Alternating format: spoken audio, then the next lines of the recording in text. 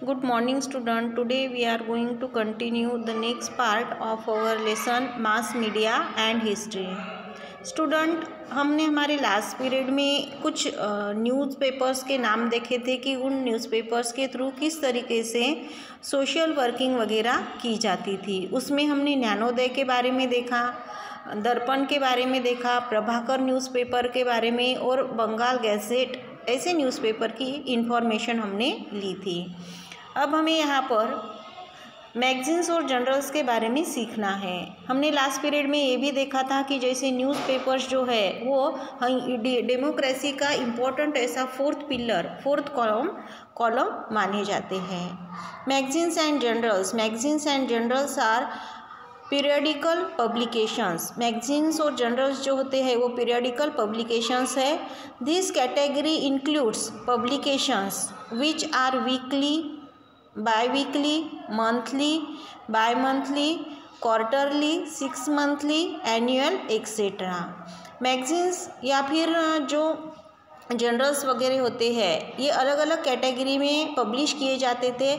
जैसे वीकली भी कुछ मैगजीन्स पब्लिश किए जाते थे, मीन्स हफ्ते में एक बार, कुछ बाई वीकली मीन्स 2 हफ्ते में एक बार, कुछ मंथली पब्लिश होने वाले थे, कुछ 2 मंथों में पब्लिश होने वाले थे, कुछ 6 मंथ में पब्लिश होने वाले थे, कुछ 3 मंथ में पब्लिश होने वाले थे, या कुछ मैगजीन्स ऐसे थे जो साल में एक बार ही पब्लिश किए जाते थे।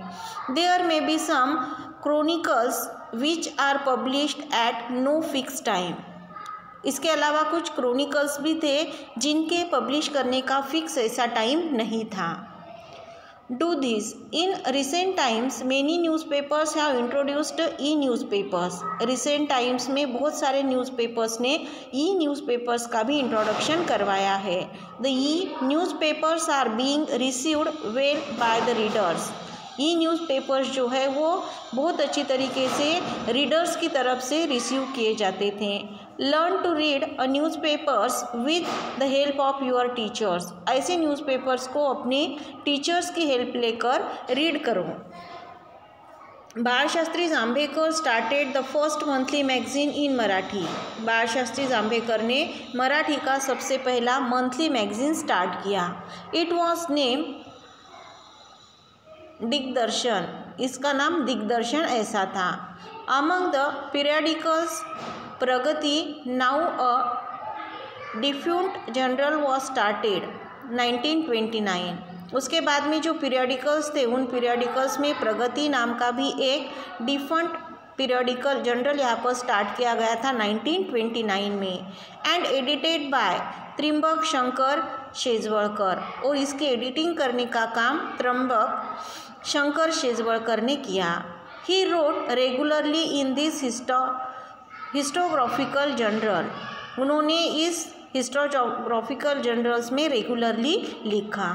Broadcast various entertainment, awareness creating and literary programmes.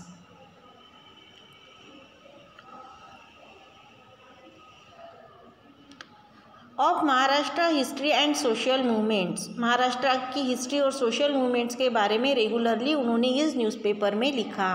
Currently there are many periodicals devoted to Indian history. और अभी करंट पीरियड में ऐसे बहुत सारे पीरियडिकल्स हैं जो करंट इंडिया की हिस्ट्री को डिवोट किए गए हैं। मराठी जर्नल्स सच एज भारतीय इतिहास आणि संस्कृती एंड मराठवाड़ा इतिहास परिषद पत्रिका में भी cited as examples। अब यहाँ पर 2 एग्जाम्पल्स हमें दिए हैं, जैसे कि भारतीय इतिहास आणि संस्कृति। मराठी जर्नल्स कुछ पब्लिश किए जाते हैं जिनमें भारतीय इतिहास एंड संस्कृति नाम का है, और दूसरा है मराठवाड़ा इतिहास परिषद पत्रिका। इलेक्ट्रॉनिक और डिजिटल जर्नलिज्म। इसके अलावा इलेक्ट्रॉनिक और डिजिटल जर्नलिज्म भी स्टार्ट किया गया है। These are ultra modern periodicals from a part of electronic of digital journalism. ये इलेक्ट्रॉनिक और डिजिटल जर्नलिज्म जो है ये अल्ट्रा मॉडर्न पीरियडिकल्स है। History is a prime subject of interest for these periodicals as well. History जो है ये prime ऐसा इंटरेस्टिंग ऐसा सब्जेक्ट है इन पीरियडिकल्स के लिए।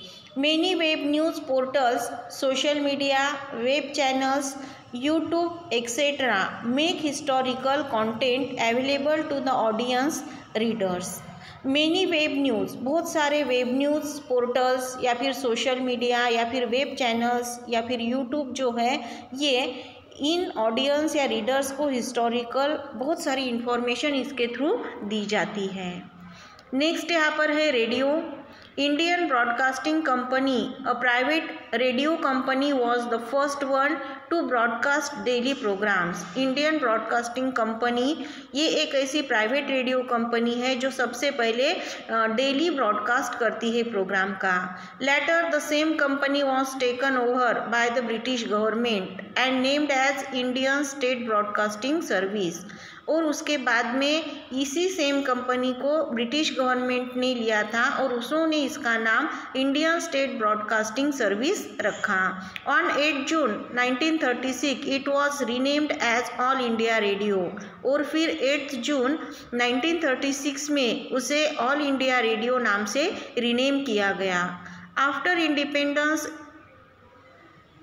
AIR became an integral part of the Ministry of Information and Broadcasting India.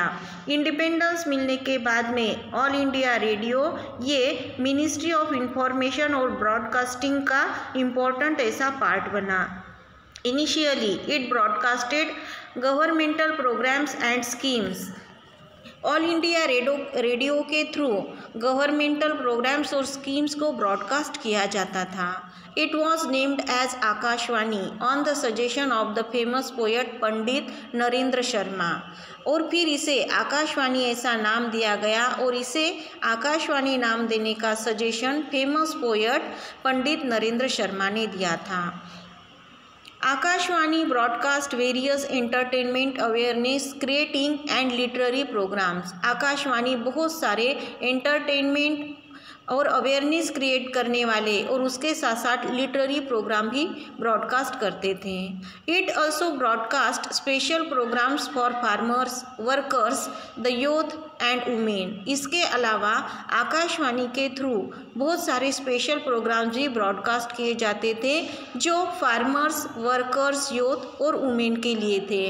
The विविध Bharti programs are broadcasted in 24 regional languages as well as 146 dialects of Indian languages.